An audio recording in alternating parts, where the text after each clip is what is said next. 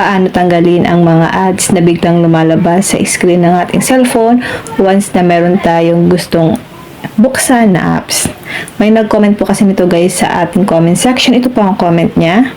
Ganito lang po ang gagawin natin para maalis po yung mga ads na biglang lumalabas sa screen ng ating mga phone.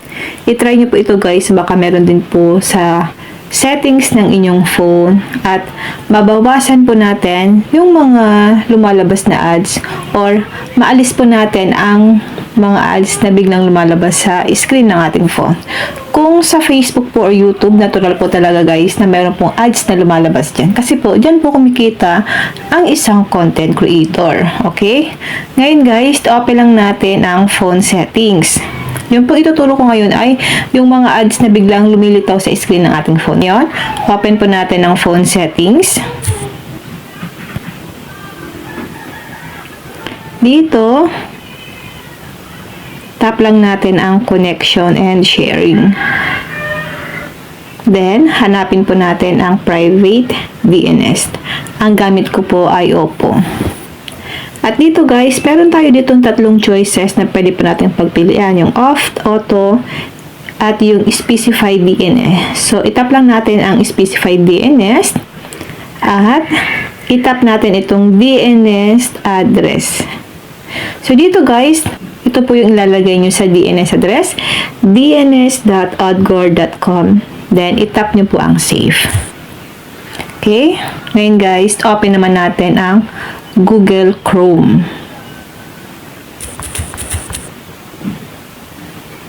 Tap 3 dots.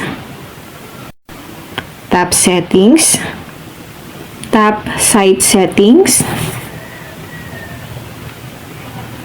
Then, scroll down lang natin.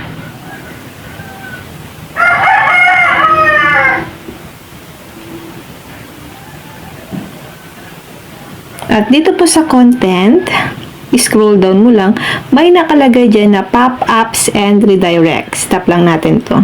Ito po yung may mga nagpa-pop up na ads sa screen ng ating mga cellphone at nare-redirect tayo sa ibang site. So, dapat dito guys is naka-block po ito.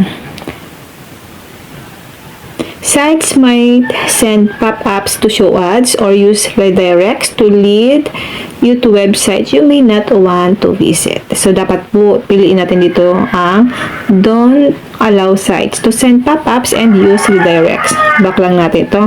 Kailangan guys naka-block yan. Okay? At dito naman tayo sa intrusive ads. Dapat po naka-block din yan. Tap lang natin ito. Piliin niyo po itong ads or block on sites known to show intrusive or misleading ads. Dapat po naka-block din yan. Yun lang guys. Dapat po naka-block yung intrusive ads at yung pop-ups and redirects sa ating mga cellphone para po mabawasan or maalis yung mga ads na biglang nagpa-pop up sa screen ng ating mga phone.